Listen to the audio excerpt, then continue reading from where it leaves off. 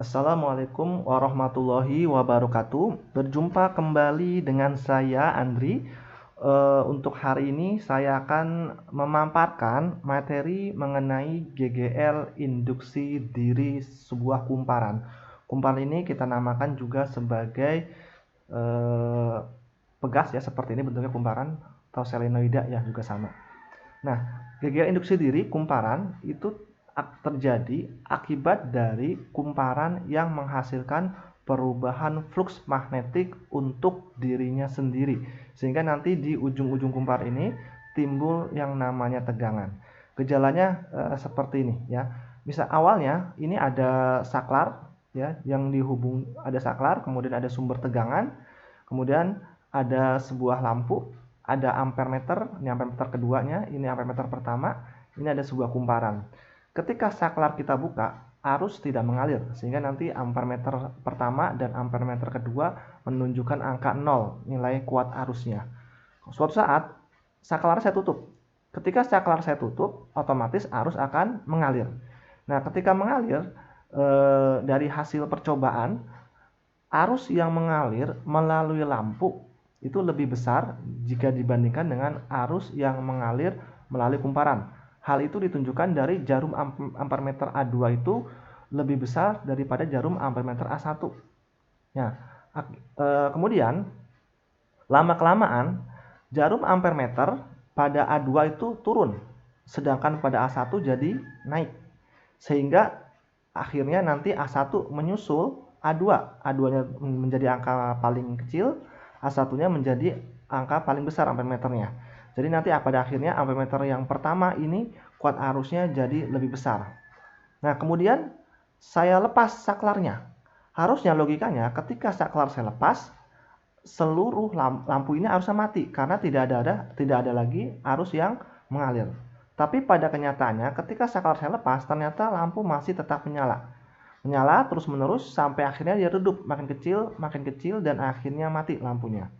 Nah, ini terjadi karena adanya GGL induksi diri kumparan. Jadi kumparan ini mampu menginduksi dirinya sendiri sehingga mampu untuk menyimpan energi listrik.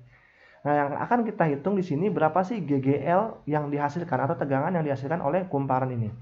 Nah, mengenai besar tegangan yang dihasilkan atau GGL yang dihasilkan oleh kumparan ini diteliti oleh Joseph Henry yang membuat suatu persamaan ya, bahwa dia mengatakan besarnya GGL itu ternyata sebanding dengan perubahan arusnya dan induktansi dirinya. Kemudian dia membuat satu rumus yang sekarang rumusnya ada dua ya. Yang pertama E sama dengan negatif L dikali DI per DT dan E sama dengan negatif L delta I per delta T. Kamu gunakan persamaan min L DI per DT kalau ini dalam bentuk turunan di soalnya ya. Jadi turunan kuat arus terhadap waktu DI per DT diturunkan, maka kita gunakan persamaan yang E kalau ada persamaan matematikanya, dimana nanti E nya ini artinya adalah GGL induksi diri, satuannya volt. L ini adalah induktansi diri kumparan, ini satuannya H, dibacanya Henry karena penemunya Henry ya. Ya, H-nya dibacanya Henry, satuan dari induktansi dari kumparan. Ini I-nya kuat arus, T-nya adalah waktu. Rumus yang kedua, yang E sama dengan min L delta I per delta E digunakan kalau nanti di soal kuat arusnya ada dua. Jadi nanti dikurangin ya, yang besar dikurangin yang kecil atau I2 dikurang I1 dibagi dengan selang waktunya. E-nya sama GGL induksi diri. Nah, nanti kalau L-nya atau induktansi dirinya belum diketahui, maka kita bisa menghitungnya menggunakan persamaan L sama dengan mu 0 dikali N kuadrat dikali A dibagi dengan L kecil. L besar ini artinya induktansi diri kumparan. Mu 0 itu tetapan permeabilitas medan magnet. Nilainya kayak kemarin yaitu 4pi kali 10 pangkat min 7. N itu artinya jumlah lilitan, A-nya adalah luas penampang. L kecil ini adalah panjang kumparan. Jadi dari sini ke sini ini adalah panjang kumparannya atau L. Nah, jadi kalau mau menghitung induktansi dari kumparan atau L, kita bisa gunakan persamaan ini. Nah, berikutnya untuk lebih memahaminya saya akan kasih contoh soalnya. Sebuah kumparan mempunyai induktansi diri 2,5 Henry atau H. Kumparan dialiri arus searah yang berubah dari 15 ampere sampai 10 ampere dalam waktu 5 sekon. GGL induksi diri kumparan adalah titik-titik. Langkah pertama, kita tulis dulu apa yang diketahui di soal. Pertama ada L atau induktansi diri kumparan. L-nya itu sama dengan 2,5 Henry H. Kemudian diketahui lagi ada perubahan arus, ya, ada perubahan arus dari 15 ampere sampai 10 ampere, sehingga kita kurangin yang besar dikurangi kecil, 15 dikurang 10 sama dengan 5 ampere. Delta T sama dengan 5 sekon, E-nya nilainya berapa. Nah, untuk menghitung berapa besar GGL induktans, untuk menghitung berapa besarnya E-nya, karena diketahui delta I, maka kita pakai persamaan E sama dengan L kali delta I per delta T. Ini kenapa tanda negatif saya hilangkan, karena dalam perhitungan nanti kita tidak perlu memasukkan tanda negatif, karena yang kita hitung hanya besarnya aja, ya. Jadi kita langsung menggunakan persamaan L-nya adalah 2,5 dikali delta I-nya adalah 5 per T-nya adalah 5. 5 dibagi 5 1. 1 kali 2,5 sama dengan 2,5 volt. Nah, ini besar GGL induktansi diri yang dihasilkan oleh kumparan tersebut. Berikutnya, kita akan mengkaitkan hubungan antara induktansi diri dengan flux magnet. Dari percobaan yang dilakukan oleh si Faraday dan yang dilakukan oleh si Joseph Henry tadi, maka nanti kita akan memperoleh suatu kesimpulan rumus, yaitu Li sama dengan N kali flux. Nah, inilah hubungan antara L induktansi diri dengan kumparan, di mana L-nya ini adalah induktansi diri kumparan, I-nya adalah kuat arus, N-nya adalah jumlah litan, yang ini adalah flux magnetnya. Contohnya, ya, kita ke contoh. Sebuah kumparan dengan 100 litan dilalui arus 10 ampere. Jika induktansi dari kumparan 3 Henry, maka besar flux magnet yang timbul adalah titik-titik.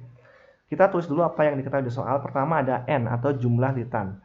N-nya ada 100, kuat arusnya I-nya 10 ampere, L-nya 3 Henry.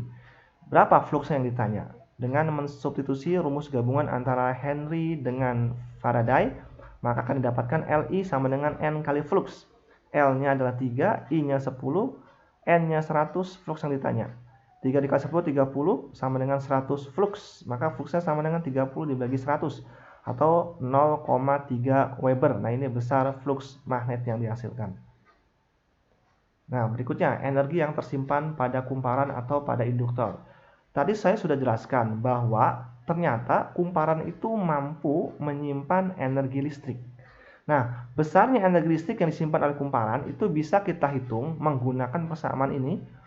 W sama dengan setengah Li kuadrat. Dengan W-nya adalah energi yang disimpan oleh kumparan, satuannya dalam Joule. L-nya induktansi diri, satuannya dalam Henry. I-nya kuat arus dalam satuan ampere. Contohnya, sebuah selenoida terdiri dari 2000 litan, memiliki panjang 40 cm persegi dan dialiri arus 20 ampere. Energi yang tersimpan pada selenoida adalah titik-titik. Kita tulis dulu apa yang diketahui di soal. Pertama, ada N, jumlah litan, ada 2000. Ya, N-nya. L ini panjang selenoidanya ya, kecil, panjang selenoida 40 cm, diubah ke meter, jadinya 4 kali 10 pangkat min 1 meter.